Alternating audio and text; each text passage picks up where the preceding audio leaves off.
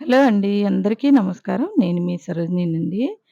పూజంతా ఇలా చేసుకున్నానండి. నెమ్మదిగా స్వామివార్లకు పువ్వులన్నీ అలంకరించి అంతా అయిపోయిన తర్వాత నైవేద్యం పెట్టుకున్నానండి.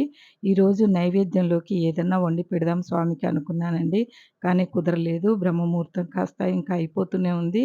ఇవన్నీ తోమి చేయడం, స్వామివార్ల అభిషేకం అవన్నీ చాలా టైం పట్టింది కదండీ!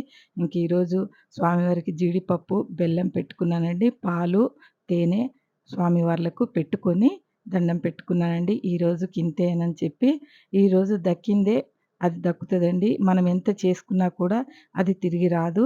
మనం ఏంటంటే, మనం ఏది పెట్టాలనుకుంటామో అది పెట్టలేమండి. ఒక్కొక్క రోజు స్వామివారికి ఏది దక్కాలో అదే దక్కుతుందండి. అది నిజంగా ఈ దైవాలను చూస్తే తెలుస్తదండి. మనం ఎన్ని అనుకున్నా కూడా అవన్నీ జరగవండి.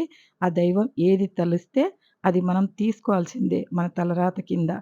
ఇలా పచ్చకర్పూరాన్నంతా చల్లుతానండి స్వామివార్లకి నేను. ప్రతిరోజు కూడా పచ్చకర్పూరం చల్లుతానండి. ఈ పూజ మీకు నచ్చినట్టయితే లైక్ చేయండి, షేర్ చేయండి, కామెంట్ చేయండి. చూడండి ఎలా ఉందో. ఏమీ లేదండి. ఇలా ఏంటంటే నాకు ఈ మందారాల మధ్య స్వామివార్లను, ఈ దీపాల మధ్య కళకళలాడుతూ ఉంటాడండి. చిన్న మందిరమండి నాది. పెద్ద పూజ గదైతే కాదండి. కానీ ఈ చిన్న మందిరాన్ని ఇలా అలంకరించుకుంటూ ఉంటే నిజంగానండి స్వర్గంలా అనిపిస్తదండి. కాసేపు కూర్చున్నా చాలండి. Thank you.